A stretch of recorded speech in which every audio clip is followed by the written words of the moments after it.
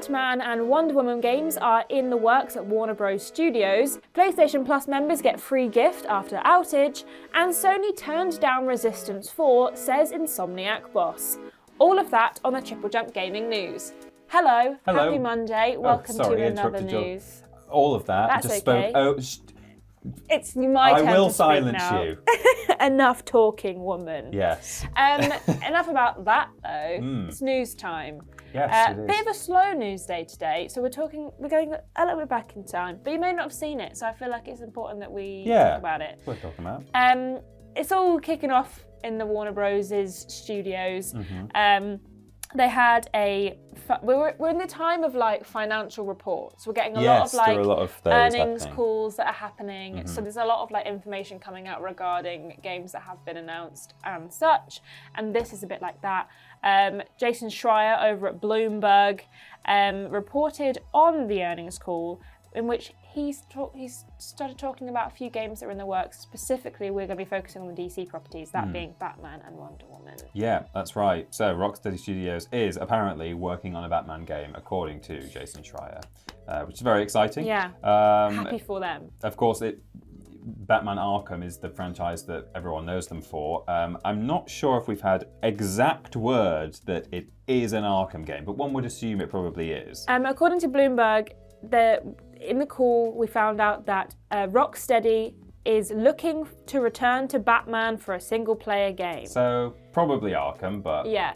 And this is like years away. This is like, we are going to be making a game that is a Batman game. Obviously, this comes after Suicide Squad Kill the Justice League was a total failure, both commercially and critically. And then the studio suffered some layoffs last year. Yeah. So it wasn't looking great for Rocksteady, and everyone was just like, why don't they just make another Batman game? Yeah, which they should do, and sounds like they are doing. But to sort of like add to the things aren't going great for Rocksteady or for Warner Bros.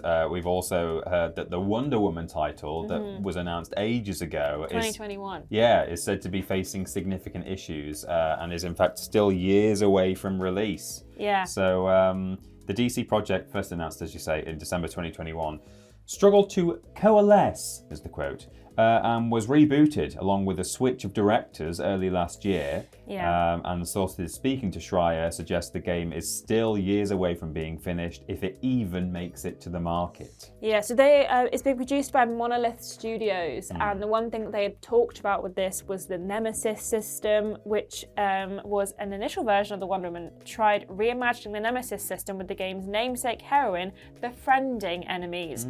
The idea was since been tossed out in favour of a more traditional action-adventure game. Yeah. Monolith, apparently this game so far has cost $100 million to make, and it's still a ways away from being finished. Yeah, and thoughts are with Monolith, and we hope that they come out of this all right, because apparently before that, Monolith were working on a new IP that would, quote, experiment with procedural storytelling. But then Warner Brothers decided it wasn't that interested in creating new characters and universes from scratch for this game, because it was going to be a brand new IP. I think that's so funny. Yeah. Like, what a statement to make. Like, we actually don't want to make new characters and new stories and new games. So. No. But we've set you on this project with new characters and new games. We're going to give you about 3 years on it, and then decide, oh, actually, no, we don't want new stuff, and then cancel that, and then put them on Wonder Woman, which is struggling. So Monolith are going through it a bit at the moment. Yeah, so these games may well never come out, or we may not see anything from them for at least a few years at this point. The fact that Wonder Woman was announced in 2021 and is still years away from release doesn't give much hope to the title. No. But we shall see.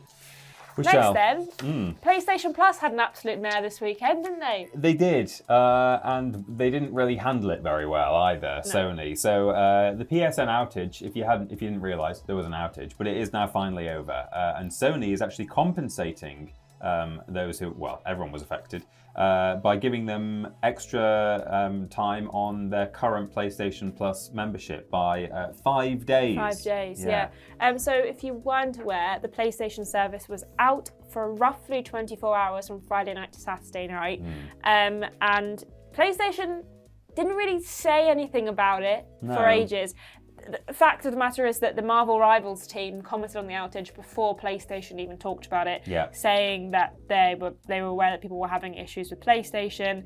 But it wasn't until the Ask PlayStation Twitter account confirmed that it was back online the next day, which was the first time we kind of heard that they were having problems. Which isn't great, and obviously it's far from like the worst PSN outage we've ever had.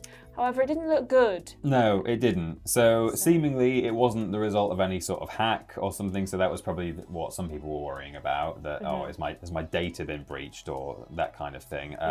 The reason given was, well, there wasn't really a reason other than calling it an operational issue.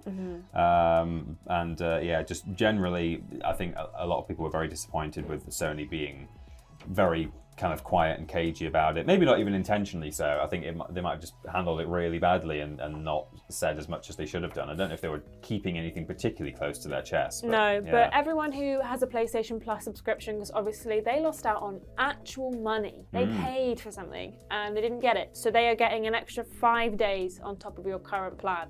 If you have the year plan, you just get a year and 5 days, 370 days for you instead of 365. So, it's good, and they should have, I'm glad they're giving people something back. However, they just did not deal with it very well. And I mean, that's Sony's whole MO, really. It's just like, don't talk about it. There was probably a blog post about it, and we just didn't realise. That's true. There was probably a blog post. They were like, hey guys, thanks for reading my blog.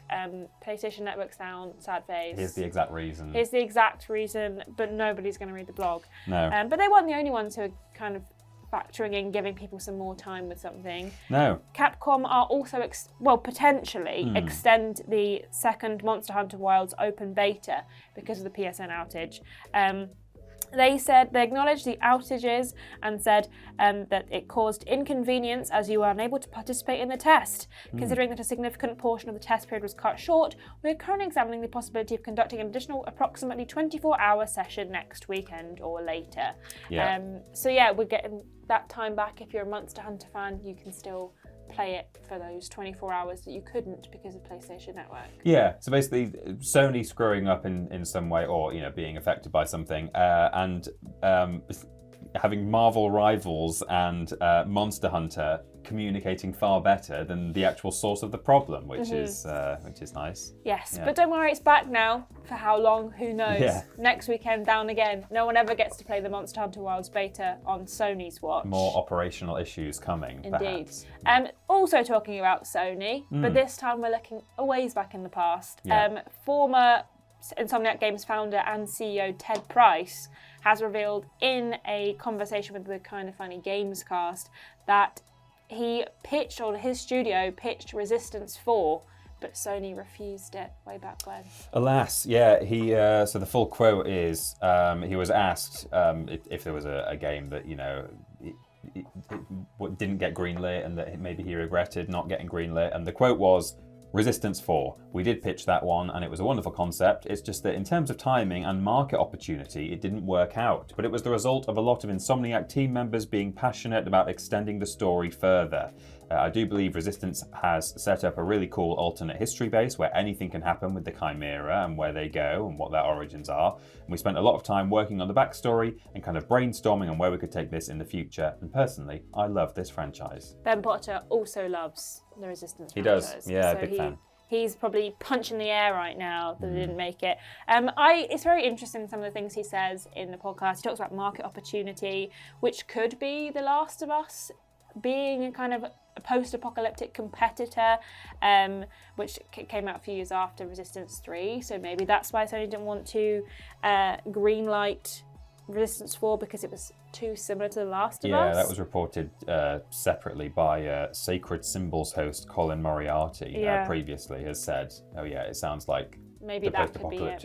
It was crossover. Which I feel like doesn't really apply anymore, because I feel like we get loads of games that are basically treading the same ground from everyone all the time. And I do think that's a shame as well, in that Resistance was already an established IP. So I understand if you're bringing out The Last of Us, a brand new post-apocalyptic world, and then someone else pitches something to Sony saying, hey, here's this new post-apocalyptic IP. You could say, oh, well, that's two new worlds, both post-apocalyptic. But Resistance was already, probably already had a massive. Well, it did already have a big fan base. Yeah. So, but I suppose that Resistance 3 kind of finished off the story a little bit for that trilogy of games. So it's kind of like, well, let's try something else because your thing was fine. PlayStation 3 flagship title, Resistance. But though Ted Price is leaving Insomniac, Sony do still own the IP. Yeah. So maybe it'll go to one of their other studios. Maybe we'll never ever see it again. But they still have it. Insomniac are busy doing Spider-Man and Wolverine and Spider-Man again and Spider-Man again. So they might not have time, but maybe we'll see someone else make it, or maybe we won't. Yeah.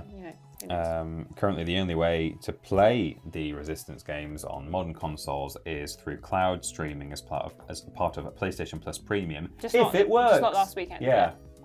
So there we go. Even a remaster, give a little cheeky little remaster, give those games to a new generation. Yeah. Bet they'll love it. What do you think? Would you have liked to see Resistance 4? Were you affected by the outages over the weekend? Yeah. And do you think the Wonder Woman game is ever going to happen? Me personally, I don't. I'm not confident. That's a shame. Well, you heard it here first. It's not going to happen, according to Ashton Matthews. We'll see. I'm an insider and it's not going to happen. Let us know in the comments what you think, and make sure you're following our social media for all the latest news posts. And why not subscribe if you like this? Why not? We do news videos on the channel 3 times a week. Exactly. We're back on Wednesday with more news, unless something absolutely massive happens tomorrow, God. There's a state of play that pops up. Yeah, because that's meant to be happening. We don't have a date for this week. But like 3 big insiders now are all saying it is happening. Yeah, but we don't know when. So keep an eye on our socials for that, and maybe even here for more news later on in the week. All right, thanks for watching. See you later. Bye. Bye.